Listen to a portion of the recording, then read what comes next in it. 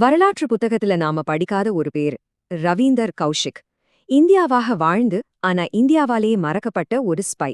இது சும்மா ஒரு உளவாளியோட கதை மட்டும் அல்லங்க, தன் நாட்டுக்காக தன்னோட அடையாளத்தையே அழிச்சுக்கிட்ட ஒரு மாவீரனோட சோகமான கதை. வாங்க இந்த பிளாக் டைகரோட யாரும் சொல்லாத நம்பவே முடியாத உண்மை கதைக்குள்ள போகலாம். இது பாகிஸ்தான் ஜெயில்ல சாகர தருவாயில இருந்த ஒருத்தரோட கடைசி வார்த்தைகள். பாருங்களேன், இந்த வார்த்தைகள்ல எவ்ளோ தைரியம், எவ்ளோ வலி இருக்குன்னு. இத கேட்கும்போது நமக்கு ஒரே ஒரு கேள்விதான் தோணுது. யாருங்க இந்த ரவீந்தர் கௌஷிக்? ஏன் அவருக்கு இப்படி ஒரு நிலைமை வந்துச்சு? வாங்க அத பத்தி தான் இப்போ பார்க்க போறோம். எல்லா பெரிய கதைக்கும் ஒரு தொடக்கம் இருக்கும் இல்லையா? ரவீந்தர் கௌஷிக்கோட கதையும் அப்படிதான். தேசபக்தி, கனவுகள்னு ஒரு சாதாரண இளைஞனாதான் அவரோட வாழ்க்கை தொடங்குச்சு.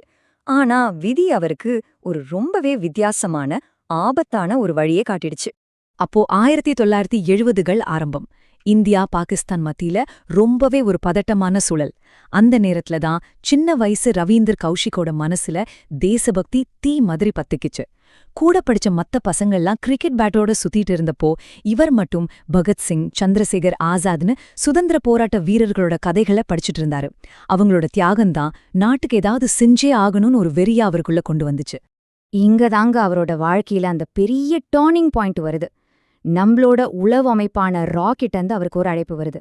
ஒரு ரகசிய இடத்துல அவர்கிட்ட ஒரே ஒரு கேள்விதான் கேட்டாங்க. உன் நாட்டுக்காக உன்னையே நீ விட்டு கொடுக்க தயாரா?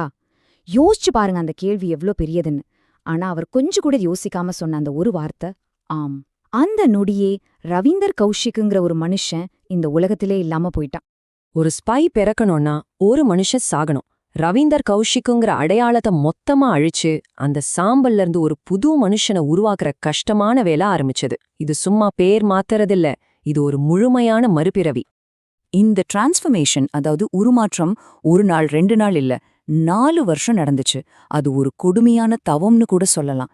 முதல்ல அவரோட குடும்பம், ஃப்ரெண்ட்ஸ்னு எல்லாரையும் விட்டு பிரிச்சு வச்சாங்க.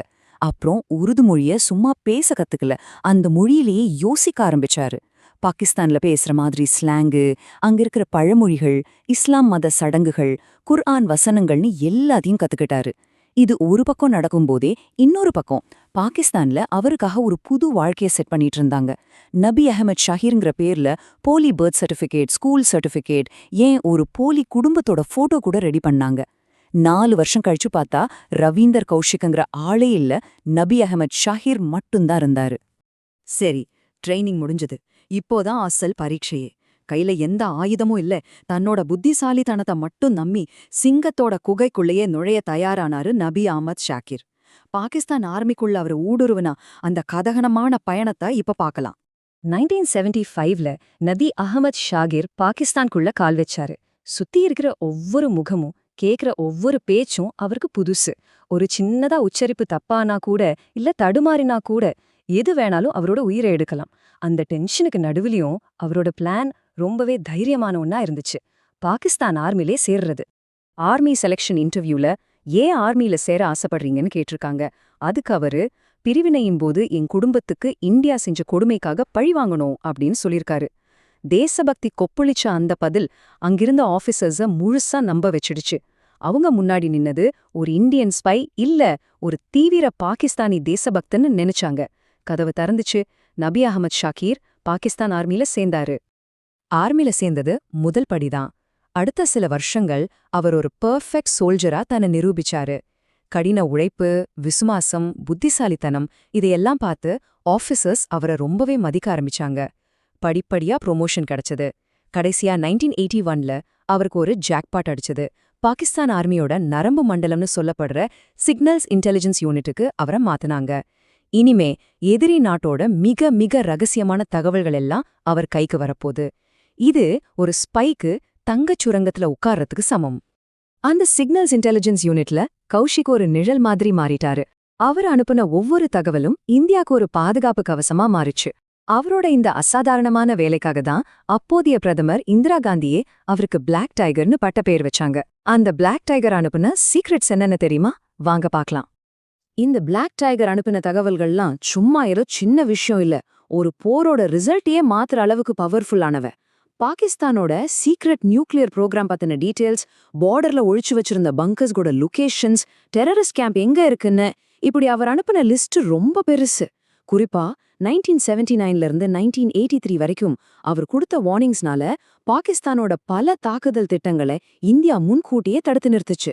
இதனால ஆயிரக்கணக்கான இந்திய வீரர்களோட உயிர் காப்பாத்தப்பட்டுச்சு. பாகிஸ்தான் ஆர்மிக்கு ஒரே கன்ஃபியூஷன். நாம பண்ற ஒவ்வொன்னும் எப்படி இந்தியாக்கு தெரியுதுன்னு அவங்களுக்கு புரியல. பாவம், அவங்களுக்கு என்ன தெரியும், அவங்க நெஞ்சுக்குள்ளேயே இந்தியாவோட கருப்பு புலி ஒன்னு இருக்குதுன்னு. ஆனா நிழல்ல வாழ்ற வாழ்க்கைக்கு ஒரு விலை கொடுத்தே ஆகணும். கௌஷிக்கோட தொடர் வெற்றிகள் பாகிஸ்தானோட உளவு அமைப்பான ISIக்கு பெரிய சந்தேகத்தை கொடுத்துச்சு. நமக்குள்ளேயே ஒரு துரோகி இருக்கான்னு அவங்க உணர்ந்தாங்க. இப்போ வலை விரிக்கப்பட்டுச்சு. பிளாக் டைகரை வேட்டையாட அவங்க ரெடி ஆயிட்டாங்க. ISIயோட ஆபரேஷன் மூல் ஹண்ட் ஆரம்பிச்சுது. ஒவ்வொரு ஆபீசரும் கண்காணிக்கப்பட்டாங்க. ஃபோன் கால்ஸ் எல்லாம் ஒட்டு கேட்கப்பட்டுச்சு. கௌஷிக்க சுத்தி இருந்த வலை நாளுக்கு நாள் டைட்டாச்சு. ஆபத்தை உணர்ந்த அவரு இந்தியாவுக்கு ஒரு அவசர மெசேஜ் அனுப்புனாரு. நிலைமை ரொம்ப மோசமா இருக்கு, என்னை இங்கிருந்து வெளியாடுங்க. ஆனா இந்தியால வந்த பதில் அவரை அதிர்ச்சியில உரைய வச்சிடுச்சு. நீங்க அங்க இருக்கிறது எங்களுக்கு ரொம்ப முக்கியம், அங்கே இருங்க. அவ்வளவுதான், அவர் கைவிடப்பட்டார். பல நாட்கள், பல மணி நேரங்கள் தொடர்ச்சியான விசாரணையால கௌஷிக் மனசளவுலயும் உடம்பளவுலயும் ரொம்ப சோர்ந்து போயிருந்தாரு. அந்த பலவீனமான நேரத்துக்காகவே காத்திருந்த அந்த ISI ஆபீசர் யாருமே எதிர்பார்க்காத ரொம்ப சாதாரணமான ஒரு கேள்வியை கேட்டாரு. ஆனா அந்த கேள்விதான் அவர் விரிச்ச வலையோட கடைசி முடிச்சு. நபி, உங்க அம்மா பேர் என்ன? இந்த கேள்விக்கு அந்த டயர்ட்லயும் டென்ஷன்லயும் அவரோட உண்மையான பாட்டி பேரை சொல்லிட்டாரு. ஆனா அவரோட டாக்குமெண்ட்ஸ்ல இருந்த பேர் ஆயிஷா பேகம். அவர் சொன்னது வேற பேர். அவ்வளவுதான். அந்த ஒரு செகண்ட், அந்த ஒரு சின்ன தப்பு அவரோட 7 வருஷ தியாகம், கஷ்டம், ஆபத்தான வாழ்க்கை எல்லாமே அந்த ஒரே நிமிஷத்துல சுக்குநூறா உடைஞ்சு போச்சு. தி பிளாக் டைகர் மாட்டிட்டார். பிளாக் டைகரோட வேட்டை முடிஞ்சது. ஆனா ரவீந்தர் கௌஷிக்கோட சித்திரவதை அப்போதான் ஆரம்பிச்சது. இனி நம்ம பார்க்க போறது ஜெயில்ல நடந்த கொடுமைகள், தனிமையோட வலி, அப்புறம் அவரோட சொந்த நாடே காமிச்ச மௌனத்தை பத்தின கதை.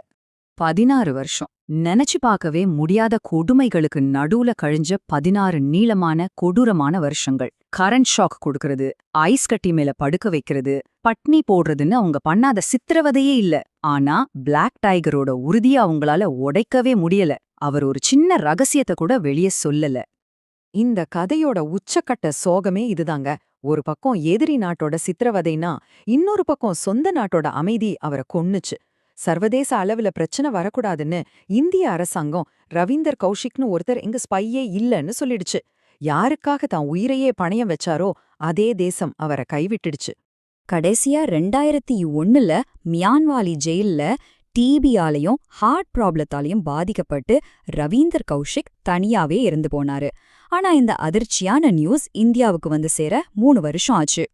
ரொம்ப தாமதமா கிடைச்ச நீதி. அவர் இறந்து அவரோட தியாகமே கிட்டத்தட்ட மறக்கடிக்கப்பட்ட நிலைமையில பல வருஷத்துக்கு அப்புறம் அரசாங்கம் அவரை அங்கீகரிச்சது. உயிரோட இருந்தப்போ உதவாத தேசம் அவர் செத்ததுக்கு அப்புறம் அவருக்கு விருது கொடுத்துச்சு. இது மரியாதையா இல்ல குற்ற உணர்ச்சியா? ஜெயில்ல இருந்து அவரோட குடும்பத்துக்கு ஒரு லெட்டர் எழுதுறாரு. அதுல இந்த கவிதையையும் எழுதுறாரு. என் தேசம் என்ன மறந்துருச்சு, எதிரி என்ன வாட்டி வதச்சான், ஆனாலும் என் மனசுல எப்பவும் மூவர்ண கொடி பறந்துட்டே இருந்துச்சு. இந்த வரிகளை கேட்கும்போது என்ன சொல்றதுனே தெரியல. அவரோட தியாகத்தையும் அந்த அடங்காத தேச பக்தியையும் இதை விட வேற எந்த வார்த்தையாலையும் விளக்கிட முடியாது. அப்போ தேசபக்தியோட உண்மையான விலை என்ன? ரவீந்திர கௌஷிக்கோட கதை இந்த கேள்வியை நம்ம எல்லார்கிட்டயும் ரொம்ப ஆழமா கேக்குது. அவரை மாதிரியே பேர் தெரியாம முகம் தெரியாம நாட்டுக்காக தன்னோட வாழ்க்கையே விலையா கொடுத்த ஹீரோக்கள் எத்தனையோ பேர் இருக்காங்க. வரலாறு அவங்கள அங்கீகரிக்குதோ இல்லையோ, ஆனா நாம் அவங்களோட தியாகத்தை என்னைக்கும் மறக்கவே கூடாது இல்லையா?